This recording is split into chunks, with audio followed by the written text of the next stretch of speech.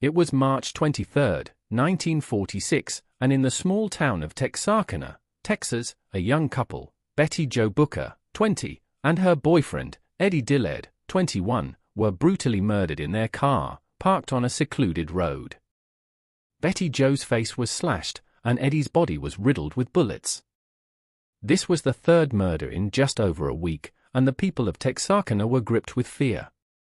The victims were all young couples, parked in secluded areas, enjoying the night air.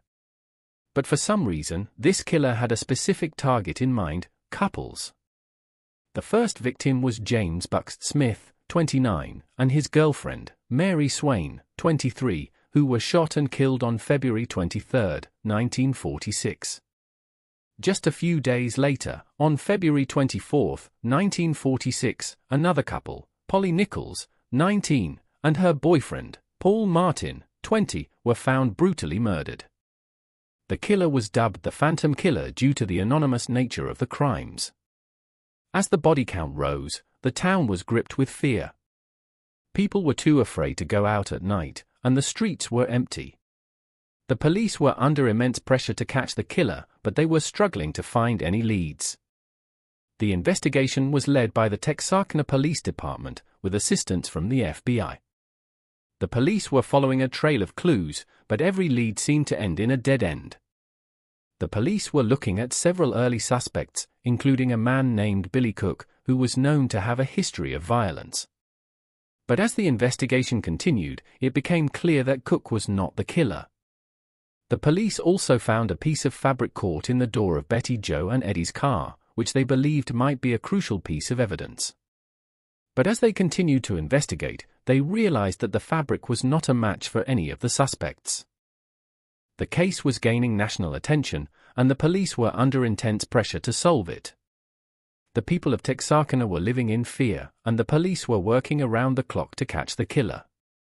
But as the days turned into weeks, and the weeks turned into months, the police were starting to run out of leads.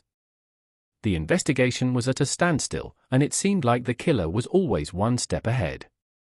But then, on March 27, 1946, just 4 days after the murder of Betty Jo and Eddie, the police received a tip that would change the course of the investigation. A man had come forward claiming that he had seen a suspicious person lurking around the area where Betty Jo and Eddie were killed. The police were skeptical at first, but they decided to investigate further.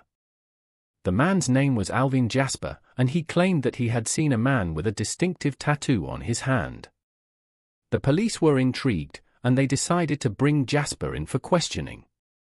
As they interrogated him, Jasper revealed more details about the killer, including the fact that he had seen him driving a red car.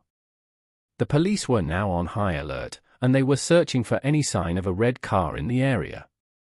But as they continued to investigate, they realized that Jasper's story was not as solid as they had thought. He had made several conflicting statements, and the police were starting to doubt his credibility. The investigation was at a standstill once again, and it seemed like the killer was still out there, taunting the police. The case of the Phantom Killer remains one of the most infamous unsolved serial killer cases in American history. Despite numerous investigations and tips, the killer was never identified or brought to justice. The people of Texarkana were left to live in fear, and the police were left to wonder what they had missed. It started on the night of May 23, 1946, when 23-year-old Betty Jo Booker was shot and killed while driving home from a local dance. Her body was found on the side of the road, and the killer's signature was clear: he had left a small, white handkerchief at the scene. Over the next few days, 2 more couples were attacked and killed, and the Phantom Killer's reign of terror continued. The victims were 19-year-old Polly Ann Moore and 22-year-old Paul Martin, who were shot and killed while parked in their car, and 29-year-old Mary Switzer and 23-year-old Richard Griffin, who were shot and killed while walking down a deserted street. Years later, the case was reopened, and new evidence was discovered. It was too late, the killer was long gone, and the case was closed once again. The people of Texarkana were left to pick up the pieces and try to move on, but the memory of the Phantom Killer would never be forgotten. The case served as a catalyst for the FBI's Behavioral Science Unit, which was established in 1972 to study and analyze serial killers. Eyewitness accounts describe the killer as a tall, thin man wearing a black suit and a wide-brimmed hat, but these details never led to a concrete identification. The case files were filled with reports of a suspect, but none of them panned out. The investigation was led by Sheriff William Manuel, who worked tirelessly to gather evidence and track down leads. Despite his efforts, the case remained unsolved.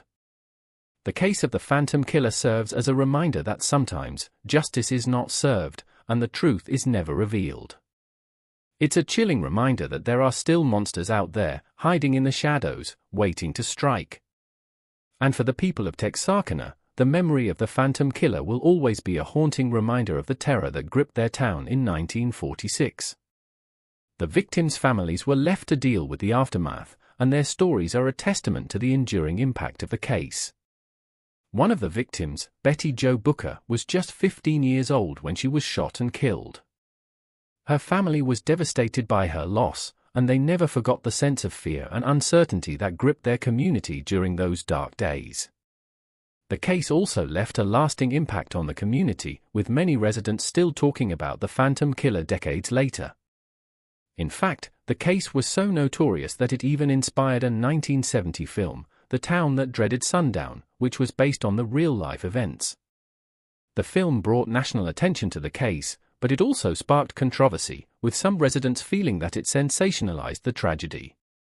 In the years following the killings, the town of Texarkana struggled to come to terms with what had happened. The community came together to support the victims' families, but the trauma of the events lingered. The case of the Phantom Killer remains one of the most infamous unsolved serial killer cases in American history, and it continues to fascinate true crime enthusiasts to this day.